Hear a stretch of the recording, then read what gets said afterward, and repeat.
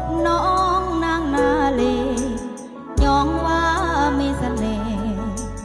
ดังจิตใจน้ำเสและดวงดอกไม้พบกุหลาบกลิ่นหอมของเมืองปากเซอายเฝ้าลงทุ่มเททักจนหมดใจ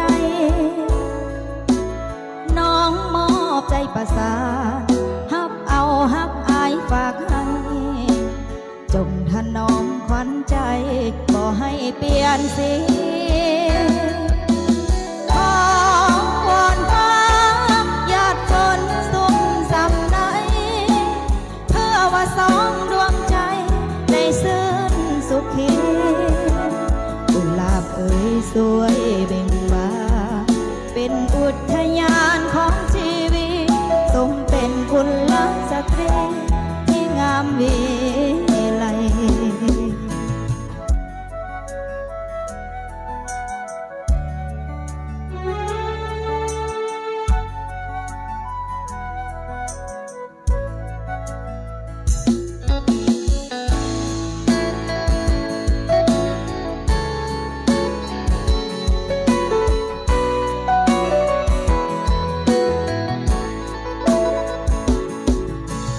พบกุหลาบกลิ่นหอมของเมืองปากเซอายเฝ้าลงทุ่มเททักจนหมดใจน้องมอบใจประสานฮับเอาฮักอายฝากให้จงถนอมขวัญใจบ่ให้เปลี่ยนสีขอวอนฟ้าหยาดฝนสุ่มสำนักเพื่อว่าสองดวงใจ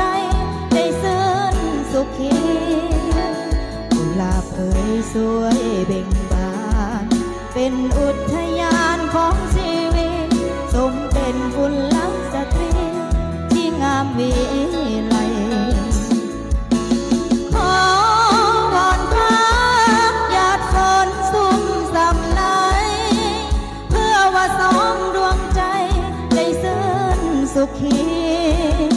กุหลาบเอ่ยสวยเบ่งบานเป็นอุทยานของชีวิตสมเป็นกุลสตรีที่งามวิไล